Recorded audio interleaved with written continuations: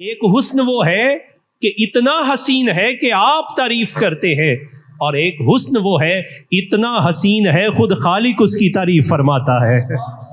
کیسا حسن و جمال ہوگا؟ خالق دیتا ہے حسن اور پھر اس کے حسن جمال آرا کا نقشہ کھینچتا ہے اور فرماتا ہے وَالضُّحَىٰ وَاللَّيْلِ إِذَا سَجَىٰ۔ ذرا میرے محبوب کا مکھڑا تو دیکھو کیسے چمک رہا ہے، میں اس چمکتے مکھڑے کی قسم اٹھاتا ہوں۔ وَاللَّيْلِ إِذَا سَجَىٰ، اور ذرا اس کی زلف عنبری تو دیکھو، اس کی سیاہی کتنی ہے کہ اس سیاہی کا جب رخسار پہ پڑتی ہے تو اس کی بھی چمک جداگانہ ہوتی ہے۔ پھر وہ حسن سیرت عطا فرماتا ہے، اس کی کریکٹر ڈیولپمنٹ ہوتی ہے، تو وہ کیفیت کیا ہے؟ کسی کے اچھے اخلاق کی بات کریں آپ، میں بڑے اچھے اخلاق والا ہے، تو جس کی بات اس کا پروردگار فرمائے، اس کا پروردگار ان کی ذات کے بارے میں فرماتا ہے۔ لوگوں نے کہا یہ نہیں، وہ نہیں، وہ نہیں، فرمایا محبوب نے جو کہتے ہیں کہنے دیجئے، انک لعلی خلق عظیم، خلق عظیم کے مرتبے پر آپ کو فائز کیا گیا ہے۔ حسن کمال کی بات آئے، احسان کی بات آئے تو رب تعالیٰ نے اتنا عطا فرمایا کہ عطا کر کے تعریف فرمائی، انا اعطیناک الکوثر، اے محبوب ہر خیر وہ بھی کثیر ہم نے آپ کو عطا فرما دی ہے۔ تو ہر جہت کے اعتبار سے اگر ہم دیکھتے ہیں تو نبی پاک صلی اللہ علیہ وسلم کی ذات، اس کی کیفیات یہ ہیں جسے حضرت اقبال نے بڑے خوبصورت انداز میں بیان کیا۔ فرماتے ہیں ز فرق تا قدمش ہر کجا کے می نگرم، کرشمہ دامن دل می کشد کے جہاں ای جہاں است۔ کہتے ہیں نیچے سے لے کے اوپر تک میں نے جدھر بھی نظر کی میرے دل نے فتویٰ دیا، دل دینا ہے تو یہاں دے دو۔ حسن کے اعتبار سے بھی ذات رسالت مآب، سیرت کے اعتبار سے بھی ذات رسالت مآب، اور کمال احسان کے اعتبار سے بھی ذات رسالت مآب۔ اور پھر اقبال نے یہ پیغام دیا، یہی پیغام اہل محبت دیتے ہیں کہ جب حضور کی ذات سے والہانہ محبت پیدا ہو جائے گی تو دل جڑ جائیں گے۔ امت کی وحدت کا نقطہ اول وہ رسول اللہ صلی اللہ علیہ وسلم کی محبت ہے۔ آئیے ذرا، یہ انسانی فطرت میں اللہ تعالیٰ نے چیز رکھی ہے کہ وہ حسن و جمال اور خوبصورتی کی طرف کھینچا چلا جاتا ہے۔ اسی طرح کوئی شخص عالی شان اور صاف سے متصف ہو، اس کا کردار اعلیٰ، سیرت عمدہ، اخلاق اچھے ہوں تو انسان کے دل میں اس کی محبت پیدا ہو جاتی ہے۔ یوں ہی انسان کو اپنے محسن اور کرم فرما سے بھی دلی لگاؤ ہو جاتا ہے۔ اللہ تعالیٰ نے ہمارے آقا کریم صلی اللہ علیہ وسلم سے بے مثال محبت بھی فرمائی، اور اس کی مشیت یہ ہے، مشیت ربانی یہ ہے کہ مخلوق بھی میرے محبوب سے والہانہ محبت کرے۔ چنانچہ نبی پاک صلی اللہ علیہ وسلم کی ذات والا ببرکات میں یہ جو یونیورسل لا آف لو ہے، محبت کے اسباب ہیں، کازز جتنے ہیں یا جتنی وہ کشش کی ساری صورتیں ہیں، رب تعالیٰ نے اپنے محبوب میں جمع فرمائی۔ سب سے زیادہ حسن و جمال بھی سیدہ آمنہ کے چاند کو عطا فرمایا، بلند سیرت و کردار سے بھی تاج دار انبیاء ہی کو نوازا۔ تاجدار انبیاء یعنی تاج دار انبیاء، تاجدار انبیاء ہی کو نوازا، اور خلق عظیم کے منصب جلیل پر بھی ماہ مدینہ صلی اللہ علیہ وسلم ہی کو فائز فرمایا۔ لہذا اگر کوئی شخص ایمانی تقاضوں سے آشنا نہ بھی ہو، ایمانی تقاضوں سے آشنا نہ بھی ہو، تو عقل یہ چاہتی ہے کہ مخلوق میں سب سے زیادہ محبت خالق کائنات کے محبوب سے کی جائے۔ اب جس کے سینے کے اندر یہ محبت موجود ہے اسے اس پر بھی اللہ تعالیٰ کا شکر ادا کرنا چاہیے۔ مولانا روم جنہیں حضرت اقبال اپنا مینٹور تصور کرتے ہیں، وہ کہتے ہیں کہ یہ محبت کوئی معمولی چیز نہیں، دہد عشق احمد بندگانے چیدہ خدرا، کہ اللہ تعالیٰ اپنے محبوب کی محبت ہر ایرے غیرے کو عطا نہیں فرماتا. خاص خاص لوگ ہیں جن کے سینوں میں یہ محبت رکھی جاتی ہے.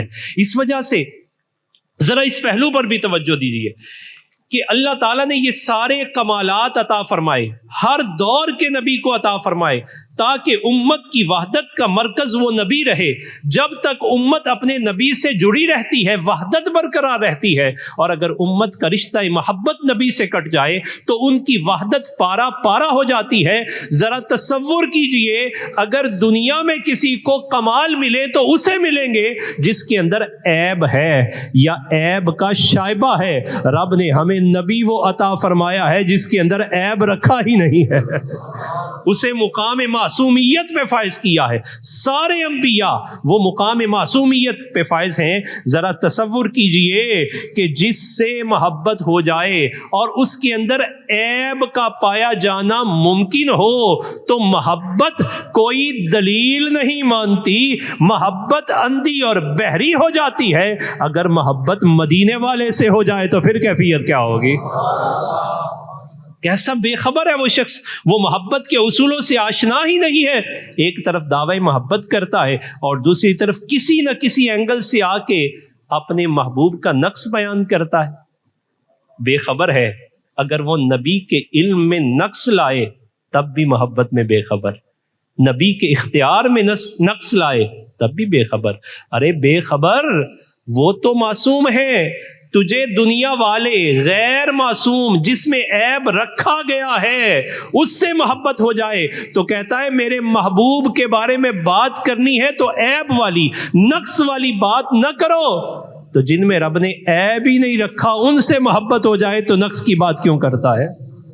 یہی تو وحدت کو توڑتی ہے. لہٰذا اس نقطہ کو سمجھیے کہ وحدت امت کا مرکز و محور وہ محبت رسول ہوتی ہے. اگر محبت رسول میں درار آ جائے اور بندہ کنفیوز ہو جائے کہ یہ ملا ہوگا اور یہ نہیں ملا ہوگا، عقل کی تڑکڑی میں اسے تولنا شروع کر دے تو عقل ایمان کے ترازو کو توڑ کے رکھ دے گی اور اس کا ایمان متزلزل ہو جائے گا. بس بات اتنی ہے کہ جب اپنے محبوب کی بات آئے تو پھر اتنا ہی انداز ہونا چاہیے کہ جب بھی بات کی جائے تو تعریف و توصیف کی بات کی جائے، جب بھی بات کی جائے تو اس کے حسن لاجواب کی بات کی جائے، اس کے اخلاق کے علیہ کی بات کی جائے، اس کے کمالات و احسانات کی بات کی جائے. اور ابتدا میں ہم نے عرض کیا کہ یہ محبوب کی محبت کی اتنی کشش ہے کہ دنیا میں کسی سے محبت کریں گے تو کوئی دوسرا محبت کرنے والا پیدا ہو گیا، وہ چاہے گا کہ آپ اس کے محبوب کو نہ دیکھیں، آپ چاہیں گے کہ میرا محبوب ہے یہ نہ دیکھے. رسول اللہ کی محبت کی کیفیت اور کشش اور چاشنی دیکھیں. جس نے دیکھا وہ چاہتا یہ ہے سارے ہی دیکھ لیں، وہ یہ چاہتا ہے سب دیکھ لیں. اور صرف کسی نے دیکھا نہیں تو وہ یہ چاہتا ہے دیکھنے کی تڑپ تو پیدا ہو جائے. جناب ابو ہریرہ رضی اللہ تعالی عنہ اور صحابہ کرام رضوان اللہ علیہم اجمعین، ام معبد سے پوچھ لیجئے، جناب ابو ہریرہ سے پوچھ لیجئے، جناب عبداللہ بن مسعود سے پوچھ لیجئے، جناب عبداللہ بن عباس سے پوچھ لیجئے، خود جناب عباس سے پوچھ لیجئے. ارے اور پوچھنا چاہتے ہیں تو حسان سے پوچھ لیجئے، انہوں نے اس طرح تذکار کیوں کیے؟ کہا اس وجہ سے ہم یہ چاہتے تھے جس نے نہیں دیکھا اس کے سینے میں دیکھنے کی تڑپ تو پیدا ہو جائے. اور یہ اللہ تعالیٰ نے محبوب کی ذکر، محبت کے ذکر میں اتنی چاشنی رکھی ہے کہ آج 1450 سال کے بعد بھی دیکھا تو نہیں لیکن ہر سینہ دیکھنے کی تڑپ ضرور رکھتا ہے. حسن و جمال نبوی اس طرح سینے میں ہوتا ہے، دل میں ہاتھ رکھتا ہے، اپنے دل کو خالی پاتا ہے اور کہتا ہے سنا ہے آپ ہر عاشق کے گھر تشریف لاتے ہیں، ہمارے گھر میں بھی ہو جائے چراغاں یا رسول اللہ صلی اللہ علیہ وسلم. وہ اپنے دل میں اپنے محبوب کو یاد کرتا ہے، تڑپتا ہے. حضرت ابو ہریرہ رضی اللہ تعالیٰ عنہ مدینہ طیبہ کے گرد و نواح میں چکر لگاتے ہیں اور چکر لگانے کے بعد لوگوں سے پوچھتے حل تنظر رسول اللہ صلی اللہ علیہ وسلم، کیا تو نے نبی علیہ الصلوۃ والسلام کو دیکھا ہے؟ حل نظرت الی رسول اللہ صلی اللہ علیہ وسلم؟ وہ کہتا نہیں دیکھا. تو آپ اسے فرماتے الا اصف لکم النبی صلی اللہ علیہ وسلم، سر کی آنکھ سے نہیں دیکھا، آج محبوب کی ایسی تصویر کھینچتا ہوں دل کی آنکھ سے دیکھ لے گا۔ میں تجھے بتاتا ہوں۔ پھر جناب ہریرہ تعریف کرتے تو کہتے کان شسن القدمین حدیب العینین ابید الکشحین یقبل معا ویدبر معا فدا لہ ابی و امی ما رأیت مثلہ قبلہ ولا بعدہ۔ وہ دیکھنے والا دیکھتا ہی رہ جاتا۔ ارے محبوب کی محبت کا تقاضا ہی یہ ہے، تعریف کرو تو یوں کرو کہ تعریف خود بتائے سینے میں محبت چھلک رہی ہے۔ جناب ابو ہریرہ رضی اللہ تعالیٰ نے اب تعریف کی، وہ دیکھنے والا دیکھتا ہے کہ جس کی تعریف کر رہا ہے، تعریف کرتے ہوئے اس کا حسن اتنا ہے تو جس کی تعریف ہو رہی ہے اس کا حسن کتنا ہو۔ جناب ابو ہریرہ تعریف کر رہے ہیں، وہ دیکھتا جا رہا ہے دیکھتا جا رہا ہے، بالآخر جناب ابو ہریرہ بات کو ختم کرتے ہیں اور کہتے ہیں فدن لہو ابی و امی، ارے سننے والے میرے ماں باپ ان پہ قربان ہو جائیں، خدا کی قسم میری آنکھ نے نہ ان سے پہلے نہ ان کے بعد ان جیسا حسین دیکھا ہی نہیں ہے۔ بات ہی ختم کر دی کہ ان جیسا کوئی حسین میں نے دیکھا ہی نہیں، کوئی مثل نہ ڈولندی ہے، کوئی مثل نہ ڈولندی۔ رخ مصطفیٰ ہے وہ آئینہ کہ اب کوئی دوسرا آئینہ، نہ کسی کے بزم خیال میں نہ دکان آئینہ ساز میں۔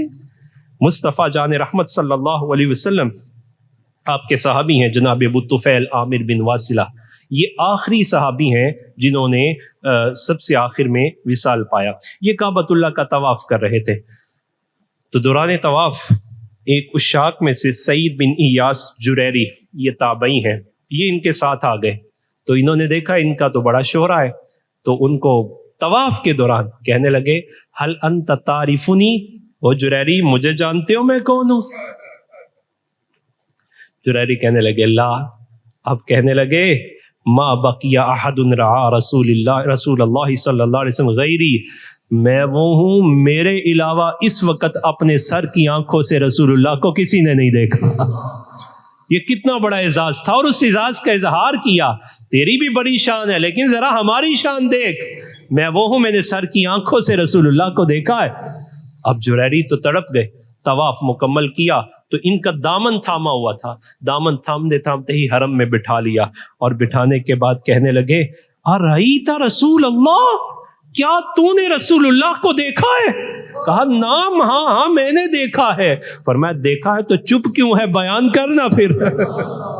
حضور کی شان بیان کر، حرم میں ہے، اور پھر جناب ابو طفیل بھی ترسے ہوئے تھے، اب بیان کی تو پھر کیا بیان کی۔ کیف کان صفتہ، بتائیے ان کا حسن و جمال کیسا تھا، حسن و جمال کیسا تھا؟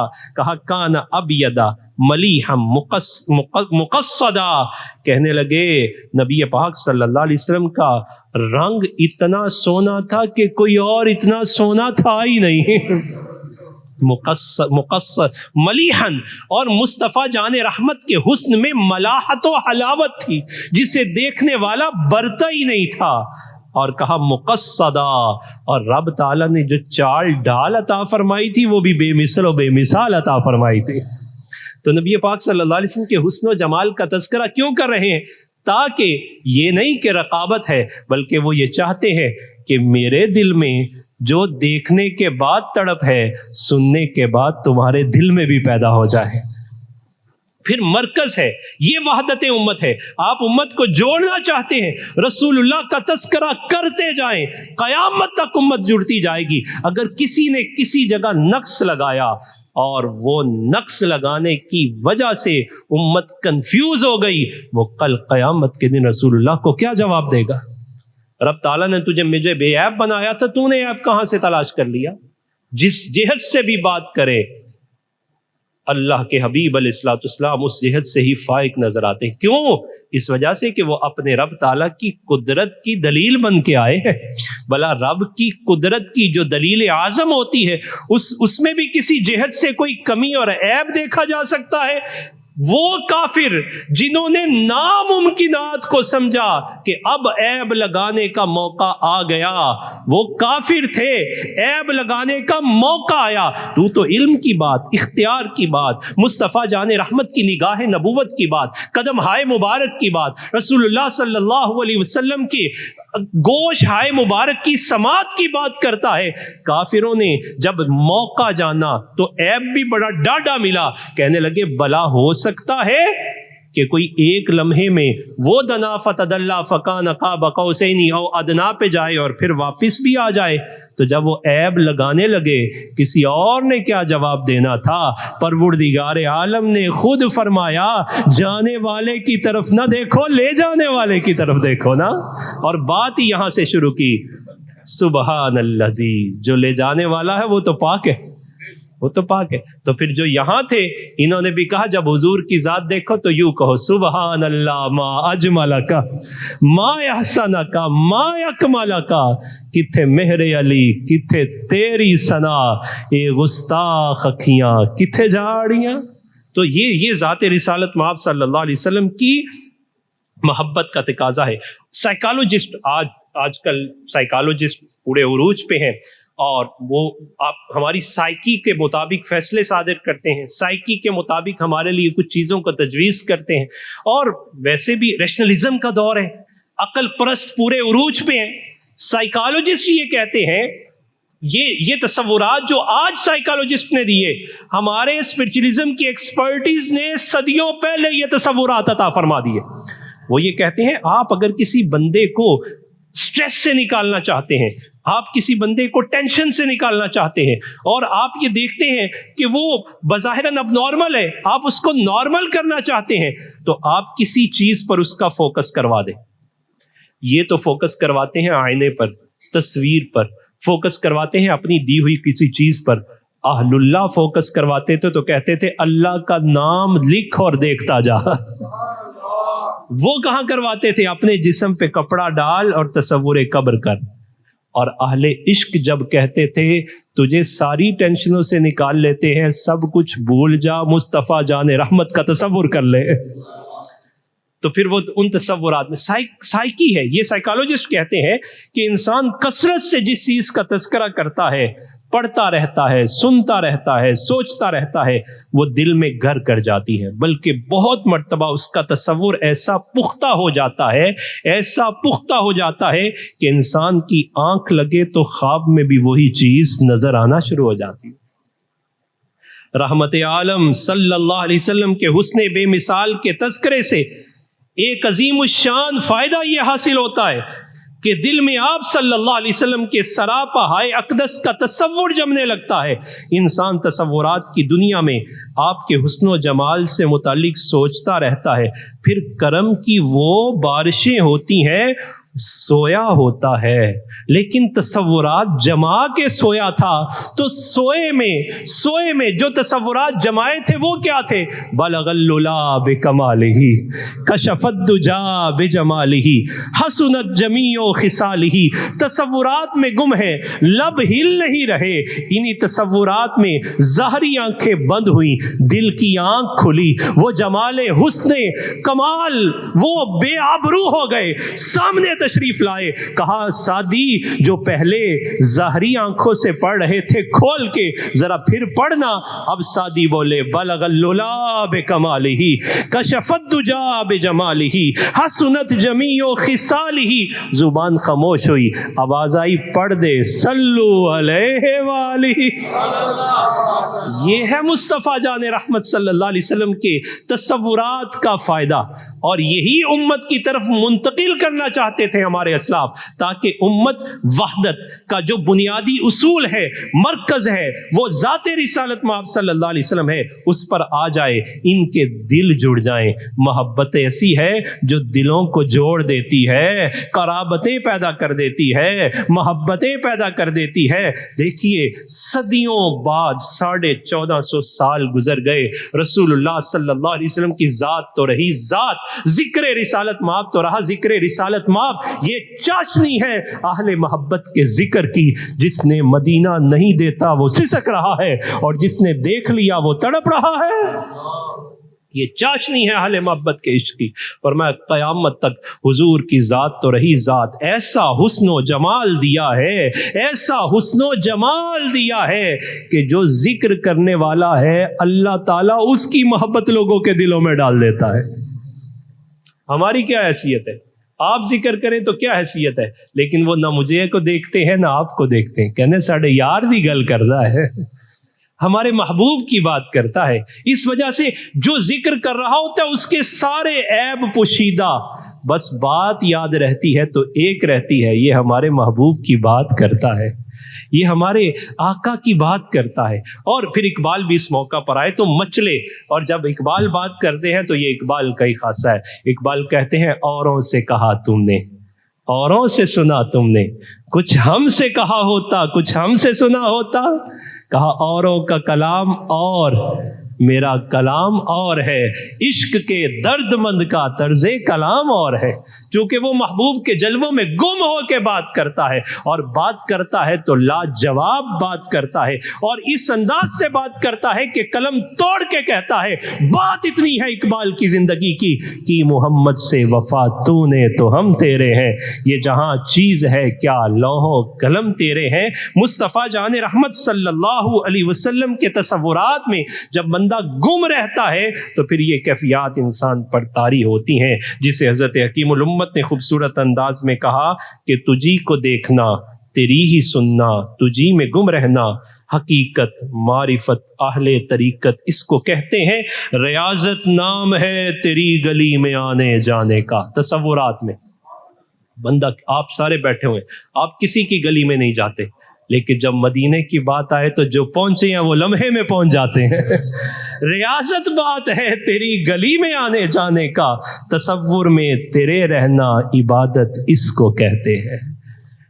مصطفیٰ جان رحمت صلی اللہ علیہ وسلم، آپ کے تصور میں اب صحابہ کیسے رہتے ہیں؟ رسول اللہ صلی اللہ علیہ وسلم کا وصال ظاہری ہوتا ہے، تو اس وصال ظاہری کے بعد صحابہ نے کتنی امانت اور دیانت کے ساتھ رسول اللہ صلی اللہ علیہ وسلم کے حسن و جمال کے تذکروں کو ہماری طرف منتقل فرمایا ہے۔ دیکھیے ام معبد، جن کا ہم گزشتہ میں تذکرہ کر رہے تھے، انہوں نے صرف رسول اللہ صلی اللہ علیہ وسلم کو چند لمحات دیکھا، لیکن دیکھنے میں بھی کمال کر دیا، کمال کر دیا دیکھنے میں۔ بھلا اس طرح بھی کوئی دیکھ سکتا ہے؟ وہی دیکھ سکتا ہے کہ جو حسن و جمال کے جلووں میں گم ہو جاتا ہے۔ اس نے ایک ایک عضو کی تعریف کی اور بے مثال تعریف کی۔ ام معبد کے جس جملے پہ ہم نے بات روکی تھی، ام معبد کہنے لگی انہیں دور سے دیکھیں تو اچھے لگتے ہیں اور قریب سے دیکھیں تو اور اچھے لگتے ہیں۔ ایک سونا تو لگنا ہے، دوجا پھر بھی تو ہی لگنا ہے، دور سے دیکھیں۔ ویسے سائیکالوجسٹ بھی یہ کہتے ہیں کہ یہ جو قرب و بعد کے تقاضے ہیں یہ بڑے مختلف ہوتے ہیں۔ دوری کا جو تصور ہے کہ انسان جب تک کسی سے دور رہتا ہے تو اس کی حقیقت کو نہیں جانتا، جب اس کے ساتھ میل جول بڑھتا ہے، اس کے ساتھ ڈیلنگز ہوتی ہیں، معاملات ہوتے ہیں، کھاتا پیتا ہے، تو یہ حقیقت آشکار ہوتی ہے کہ بندہ یہ کہتا ہے بات دور ہی ٹھیک ہے، قریب آئے تو وہ بات نہیں۔ ام معبد نے کیا بات کر دی، کہنے لگی جب تک دور رہو تو جدائی کی تمنا سونے نہیں دیتی، اور جب قریب آ جاؤ تو جدائی کا خوف آنکھ بند نہیں کرنے دیتا۔ سفنے دے وچ مینوں میرا ماہی ملیا تے میں گل وچ پا لیاں باواں، ڈردی ماری اکھ نہ کھولاں کتے پھر وچھڑ نہ جاواں۔ ڈردی ماری اکھ نہ کھولاں، فرماتی ڈردی ماری اکھ نہ کھولا، آنکھ نہیں جھپکتی تھی، ڈردی ماری اکھ نہ کھولا کتے پھر بچھڑ نہ جاواں۔ پھر ام معبد کیا کہتی ہے؟ ام معبد کہتی ہے ایک تصور وہ ہے کہ جس نے حضور کا دور نہیں پایا وہ دور ہے، اور قریب وہ ہے جس نے حضور کے دور کو پایا ہے۔ ام معبد کہتی ہے جنہوں نے قریب سے اپنے سر کی آنکھوں سے دیکھا انہیں بھی محبت ہو گئی۔ ام معبد کہتی ہے قیامت تک وہ جو صورت مصطفیٰ کے حسن کے جلوے تو نہیں دیکھ سکیں گے، مگر جنہوں نے سن لیا وہ بھی محبوب سے پیار کریں گے، ایسا حسن و جمال والا۔ اور پھر جنہوں نے دور سے دیکھا انہوں نے کہا لم یاتی نظیرک فی نظر مثل تو نہ شد پیدا جانا۔ جنہوں نے دور سے دیکھا اس نے کہا کوئی مثل نہ ڈولن بھی ہے۔ جنہوں نے دور سے جا کے دیکھا، یہاں قیامت تک یہ سلسلہ ہائے مصطفیٰ جان رحمت صلی اللہ علیہ وسلم کے حسن کے چلتے رہیں گے۔ جناب آج 1450 سال گزرنے کے بعد رسول اللہ صلی اللہ علیہ وسلم کے حسن کا کوئی تذکرہ اپنی زبان میں کرے تو یہ کمال ہے، وہ صحابہ جب رسول اللہ کی زبان میں کرتے ہوں گے تو کیا کمال ہوتا ہوگا۔ بات وہی ہے، چپ کر جا میرے علی تھے جا نہیں ہو بلندی۔ تو ہم نے بات یہ شروع کی کہ امت کی وحدت کا مرکز اول وہ نبی کی ذات ہوتی ہے۔ یہی وجہ ہے کہ رب تعالیٰ نبی کو ہر کمال دیتا ہے اور اسے معصوم، صفت معصومیت یہ نبی کا خاصہ ہوتا ہے، اس کے اندر کوئی عیب نہیں ہوتا۔ ارے جب عیب والے سے محبت ہو جائے تو عیب نظر نہیں آتا، تو بے عیب سے محبت ہو جائے تو تمہیں عیب کیسے نظر آ گیا؟ لہٰذا نبی علیہ الصلوۃ والسلام کی جب بھی بات کی جائے اس عشق اور اس محبت کے ساتھ کی جائے، یہ نظریہ رکھا جائے کہ ہم نے امت کو توڑنا نہیں، امت کو جوڑنا ہے۔ ہم نے دوری نہیں پیدا کرنی، ہم نے قرابت پیدا کرنی ہے۔ ہم نے یہ بات کرنی ہے تو نفرت نہیں پھیلانی، بلکہ نفرتیں مٹا کے محبتیں پھیلانی ہے۔ تعفن زدہ ماحول کو مصطفیٰ کریم کے حسن ملیح کے ذریعے ہم نے خوشبودار اور معطر کر دینا ہے۔ رب تعالیٰ مجھے آپ کو یہ توفیق عطا فرمائے۔ وما علینا۔